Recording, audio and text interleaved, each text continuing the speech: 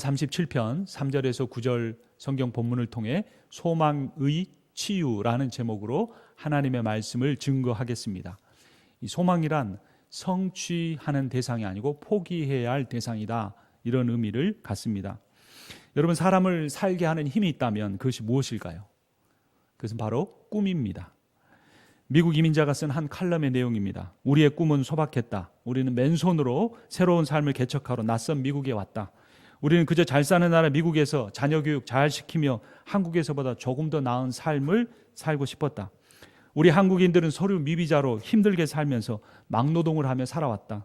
한국인들은 의사, 간호사 같은 전문직 외에는 택시 운전, 청소, 웨이터, 캐시어 등 육체 노동으로 종잣돈을 모아 가게를 열었고 돈을 모으고 차도 사고 집도 샀다. 우리는 새벽부터 일터로 나가 밤늦게까지 일하며 소원이 잠 실컷 자보는 것이었다. 그래도 주말에는 우리가 교회에 나가 예배를 보고 가족이나 이웃들과 갈비 바비큐를 하는 소소한 재미도 누렸다.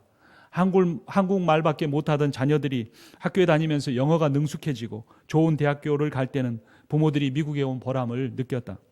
그것이 바로 아메리칸 드림의 전부였다.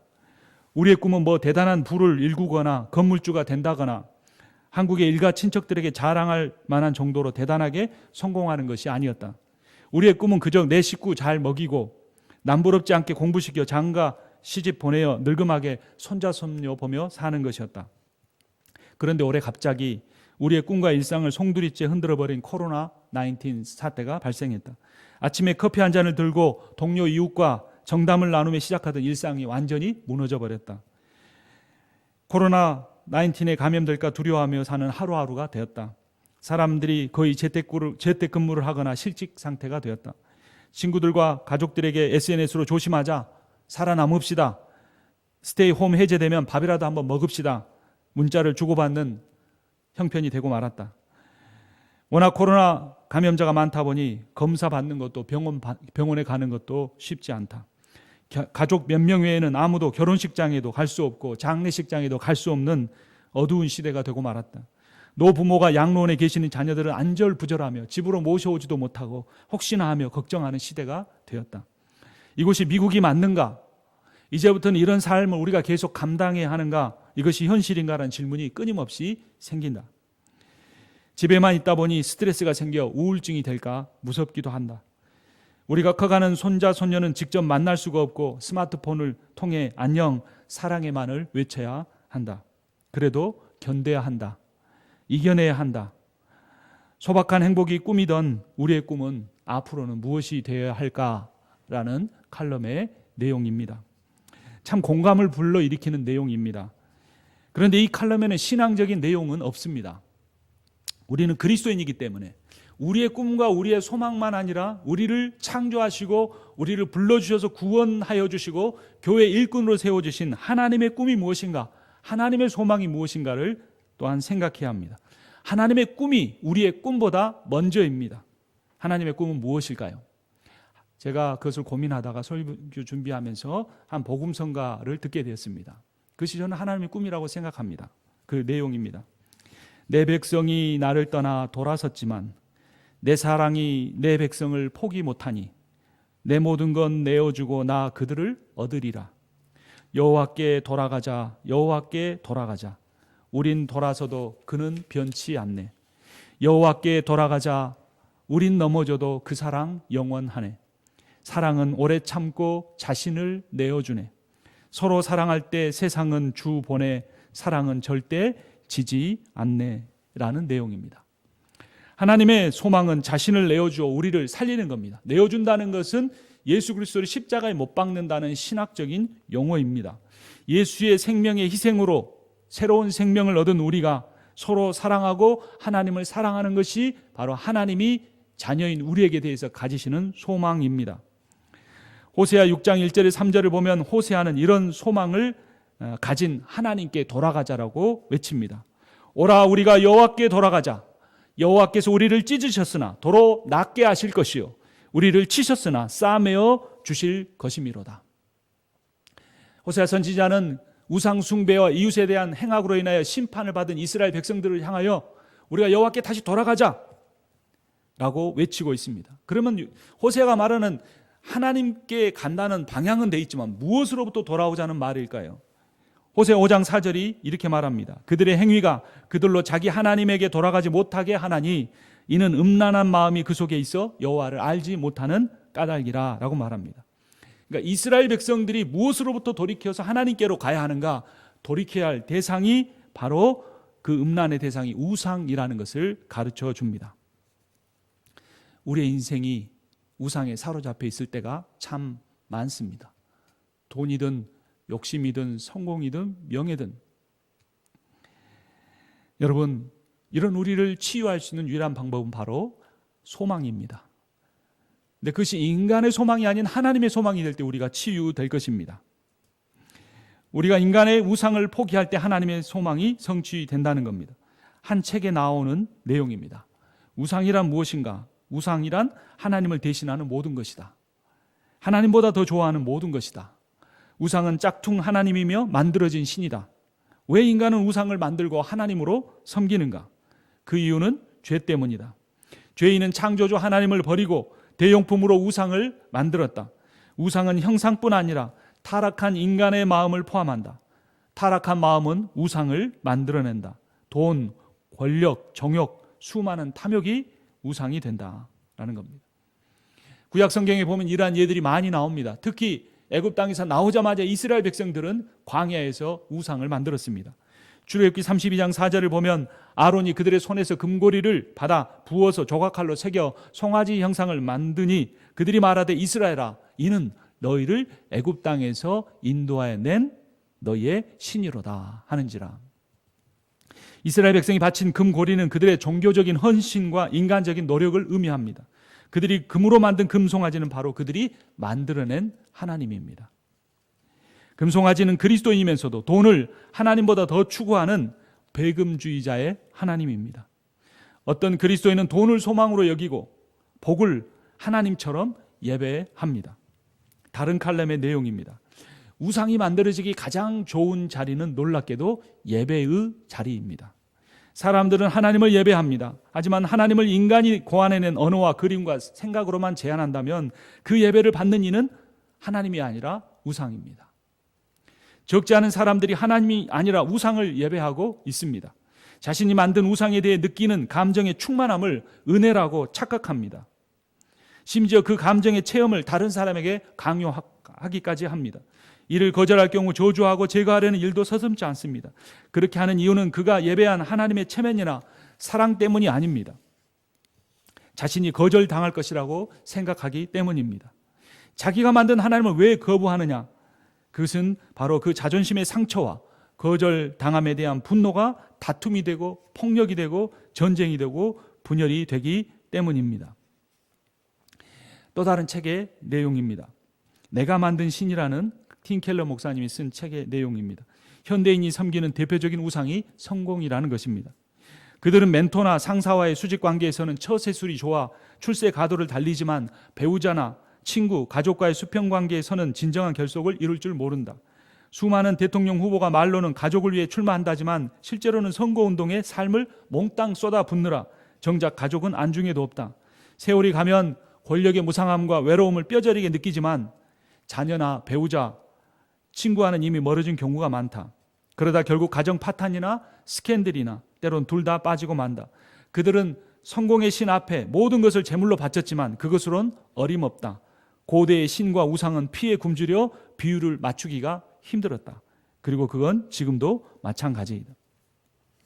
정치만 아니라 비즈니스나 심지어는 교회 안에서 신앙생활조차도 우상이 될 때가 많습니다. 참 소망은 우리가 하나님보다 더 사랑하는, 하나님보다 더 좋아하는, 하나님보다 더 우선순위에 두고 있는 우상을 버리고 하나님의 약속을, 하나님의 소망을 인내로 기다리는 것입니다. 하나님의 약속은 메시아를 보내어 이 세상과 죄인을 구원하신다, 하실 것이다, 구원하신다, 구원하실 것이다 라는 기쁜 소식, 즉 복음입니다.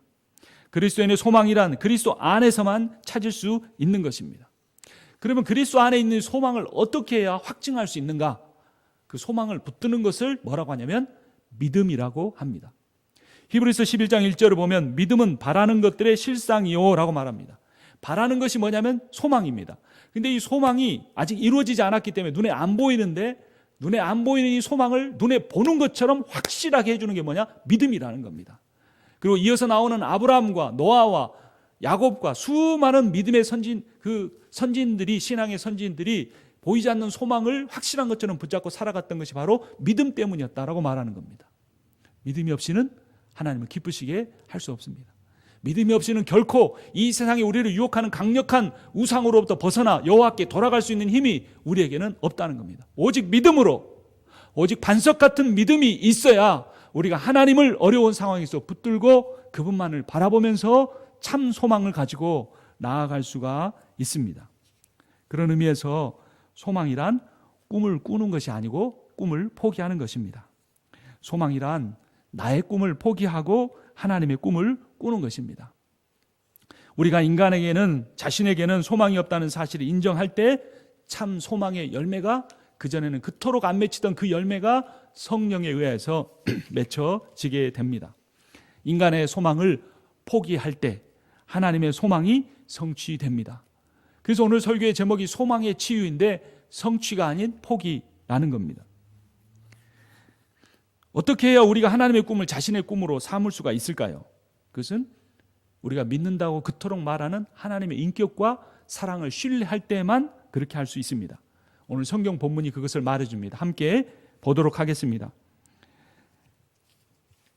시편 37편 3절부터 6절까지 저와 교독하시겠습니다. 여호와를 의뢰하고 선을 행하라. 땅에 머무는 동안 그의 성실을 먹을거리로 삼을 지어다. 또 여호와를 기뻐하라. 그가 내 마음의 소원을 내게 이루어 주시리로다. 내 길을 여호와께 맡기라. 그를 의지하면 그가 이루시고 내 의를 빛같이 나타내시며 내 공의를 정오의 빛같이 하시리로다. 아멘. 여러분, 여호와를 기뻐하시기 바랍니다. 여러분, 여호와께 맡기시기를 원합니다. 여호와께 맡길 때 그분이 이루어 주십니다. 그 다음에 나오는 시편 39편 7절을 보면 주여 이제 내가 무엇을 바라리요? 나의 소망은 주께 있나이다. 여러분의 소망은 어디에 있습니까? 저의 소망은 누구에게 있는지 이따금 기도할 때면, 묵상할 때면, 설교할 때면 생각해 보게 됩니다. 우리로 하여금 주님을 바라보지 못하게 하는 것이 있는데 그것이 낙심과 불안입니다. 시편 기자도 이것을 경험한 뒤에 시편 42편 9절에서 이렇게 고백합니다. 내 영혼아 네가 어찌하여 낙심하며 어찌하여 내 속에서 불안해하는가? 너는 하나님께 소망을 두라. 그가 나타나 도우심으로 말미암아 내가 여전히 찬송하리로다. 아멘. 시편 62편 5절은 이렇게 노래합니다. 나의 영혼아 잠잠히 하나님만 바라라. 물은 나의 소망이 그로부터 나오는도다. 그런데 문제는 우리가 하나님을 바라보려고 할 때마다 누군가가 나를 괴롭히는 겁니다. 어떤 때는 하나님을 향해 나아가려고 할 때마다 상황이 어그러져서 도저히 하나님을 못 보게 만듭니다. 어떨 때는 정말 하나님을 바라보려고 할 때마다 사람도 아니고 상황도 아니고 내 마음속에 꽉 음식 먹은 것이 체한 것처럼 꽉 막혀가지고 그 하나님 말씀대로 순종하지 못하게 하는, 불순종하게 하는 만드는 것이 있습니다. 좀 더 정확하게 말하면 사탄이 우리가 하나님만 바라보려고 하는 것을 가만두지 않기 때문입니다. 이 사실이 스스로를 의롭다고 생각하는 사람들이 자주 넘어지는 이유입니다. 이런 사람들은 자기의 그 의로운 감정 때문에, 옳고 그름을 판단하는 그런 생각들 때문에 사단에게 괄고리가 끼어서 사람을 의심하고 사람을 미워하고 내가 가만히 있으면 다른 사람들이 무엇인가 모임을 만들어서 내 생각과 계획을 반대하고 나를 괴롭게 할 거라는 그러한 허상 속에 사로잡혀 괴로운 삶을 살아가게 됩니다. 이런 사람들로 인하여서 하나님의 소망이 그 개인과 그의 가족과 그가 속한 심지어 교회 공동체까지에도 실현되지 못하게 할 때가 있다는 것입니다. 그러면 어떻게 해야 할까요? 말씀에 답이 있습니다. 다시 시편 37편으로 돌아갑니다. 7절을 제가 읽고 8절을 함께 읽습니다. 여호와 앞에 잠잠하고 참고 기다리라. 자기 길이 형통하며 악한 꾀를 이루는 자 때문에 불평하지 말지어다. 분을 그치고 노를 버리며 불평하지 말라. 오히려 악을 만들 뿐이라. 아멘. 옳은 것도 좋고 답도 좋고 바른 길도 좋지만 그것이 명분이 되어서 공동체가 깨어지거나 서로에게 상처를 주거나 더 많은 악을 만들어낼 수 있다는 사실을 우리는 매우 주의해야 합니다. 그리고 우리의 지혜나 능력은 사탄의 지혜와 능력을 뛰어넘을 수 없기 때문에 어떠한 깊은 사고를 통해서도 그것을 이길 수가 없습니다. 그러나 그것을 이길 수 있는 유일한 방법은 우리의 참 소망이 하나님께로부터 나온다는 사실을 기억하고 하나님을 참 소망으로 두고 잠잠하고 기다리는 것입니다. 우리가 악인을 내버려 두면, 악한 상황을 내버려 두면 하나님께서 그를 다루십니다. 내버려 둔다는 아무것도 하지 않는다는 것이 아니라 인간적인 방법이나 술수를 쓰지 않고 정직하게 간다는 겁니다. 잠언 10장 28절을 보면 의인의 소망은 즐거움을 이루어도 악인의 소망은 끊어지느니라. 하나님이 결국 다 교통정리를 하신다는 말입니다. 근데 여기서 나오는 악인이란 꼭 다른 사람을 의미하는 것만이 아닙니다. 제 안에도 악인의 소망이 있고 또 제 안에도 선한 사람의 의인의 소망도 있는 겁니다. 이 경우에 악인의 소망이란 우리의 자아의 욕심을 의미하고 의인의 소망은 자아를 버린 사람이 성령의 인도하심을 따름으로써 새롭게 갖게 되는 소망입니다. 내 안에 있는 먼저 내 안에 있는 악인의 소망을 끊어냄으로써 갈라디아 2장 20절의 그 표현에 의하면 내가 그리스도와 함께 십자가에 못 박힘으로써 마태복음 16장 24절에 의하면 날마다 자기를 부인하고 자기 십자가를 지고 감으로써 우리가 내 안에 있는 악인의 소망을 끊어버리고 늘 성령을 의지하는데 그 성령을 의지하는 방법은 딱 두 가지, 말씀과 기도뿐입니다. 내가 말씀을 읽지 않고 기도하지 않으면서 선하게 살 수 있다, 하나님의 소망을 따라 살 수 있다, 이것이 사탄이 주는 가장 큰 교묘한 거짓말입니다. 말씀을 읽고 기도하지 않으면서 어떤 일을 감당하려고 할 때 아무리 내가 선한 의지를 가져도 반드시 사탄에게 이용당합니다. 하나님의 뜻을 이루기 원한다면 무릎을 꿇어야 합니다. 기도해야 합니다.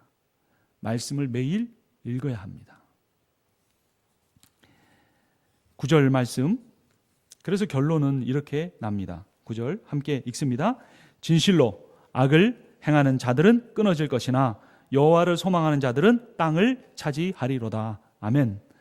여기서 악을 행한다는 말은 말씀과 기도의 섬으로서 성령의 인도하심을 따라 살지 않은 사람들은 끊어질 것이라는 의미입니다.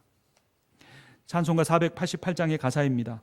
이 몸의 소망 무행가 우리 주 예수뿐일세. 우리 주 예수 밖에는 믿으리 아주 없도다. 무섭게 바람 부는 밤 물결 높이 설렐 때 우리 주 크신 은혜의 소망에 닿을 주리라. 세상에 믿던 모든 것 끊어질 그날 되어도 구주의 언약 믿사와 내 소망 더욱 크리라. 바라던 천국 올라가 하나님 앞에 배울 때 구주의 의를 힘입어 어여시 바로 서리라. 주 나의 반석이시니 그 위에 내가 서리라. 그 위에 내가 서리라. 예수 그리스도가 우리의 소망이요, 예수 그리스도가 우리의 반석이요, 말씀과 기도를 통하여 성령의 인도하심을 받는 사람이 예수를 자신의 인생의 소망으로 삼는 사람이고 그 구주의 의를 힘입어 그분 앞에 설 수 있다는 것입니다. 세상의 모든 것이 끊어지는 것 같은 고통스러운 상황 가운데 있습니까? 비즈니스를 오픈할 수 없어서 힘드신 상황 가운데 있습니까? 직장 생활을 할 수 없고 또 실업급여를 받고 있지만 앞으로 1년, 2년 후에 내 몸은 약해져 가는데 미국에서 살아남을 수 있을까 하는 걱정이 있으십니까?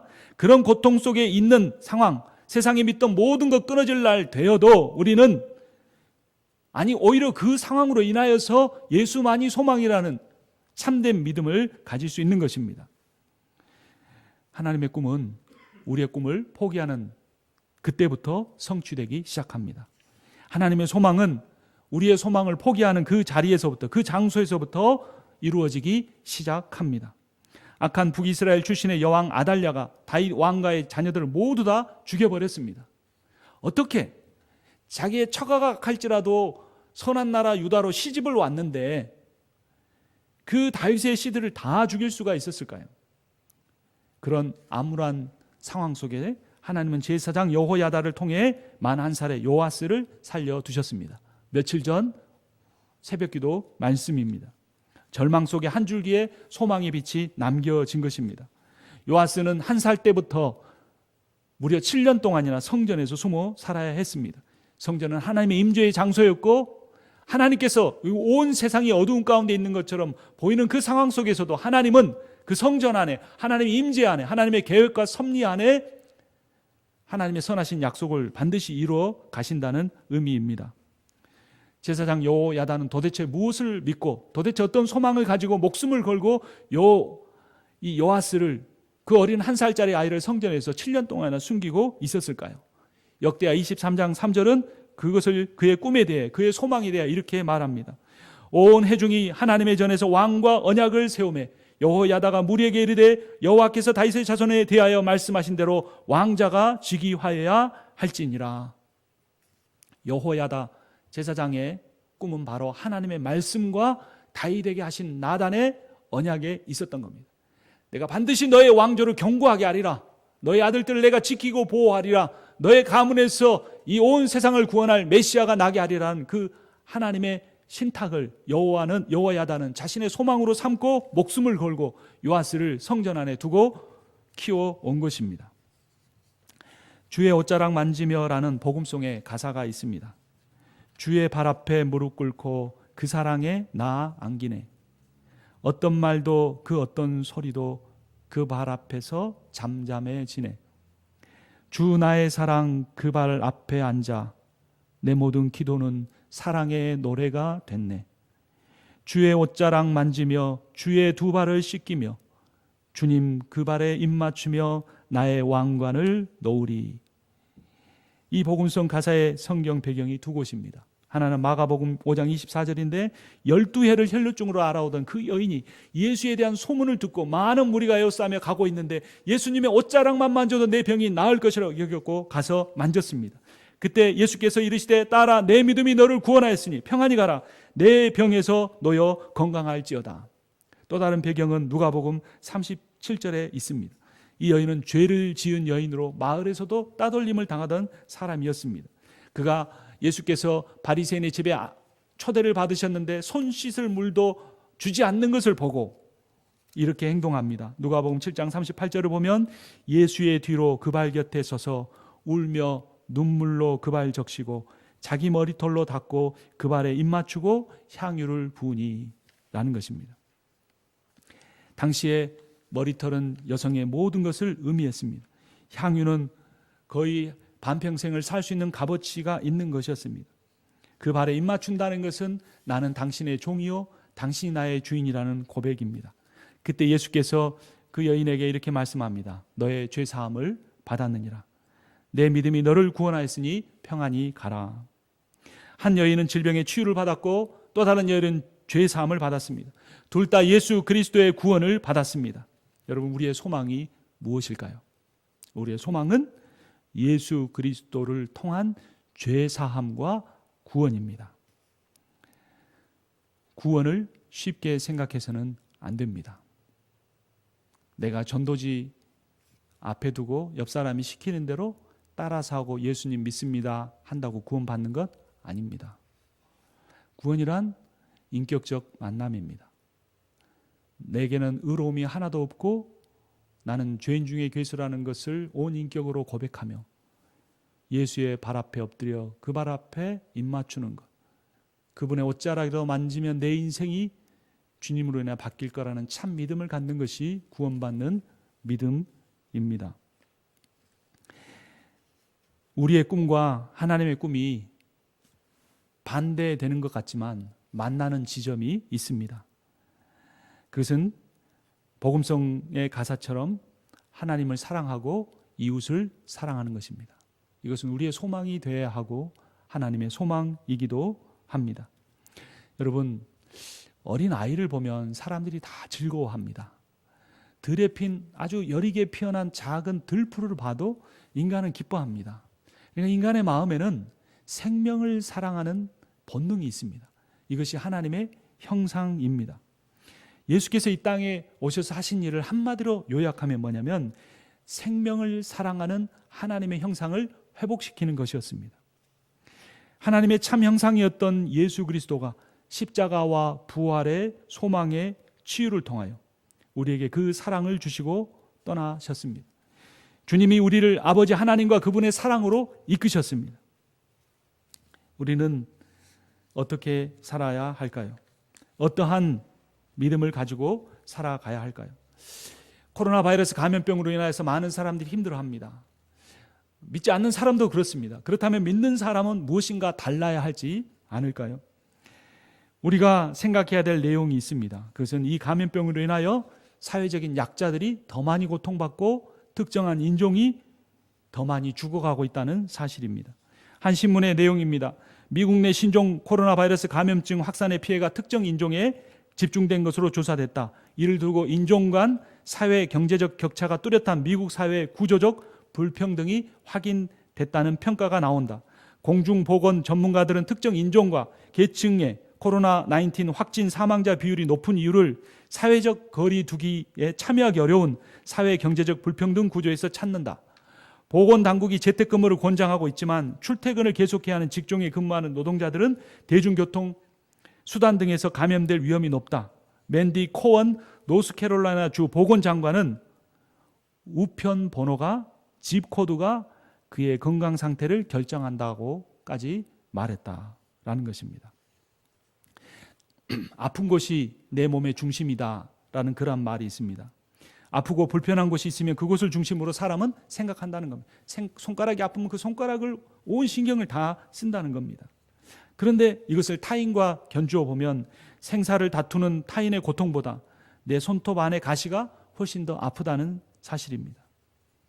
우리가 우리 주변에 있는 힘들고 어려운 사람들을 돌보기를 원합니다.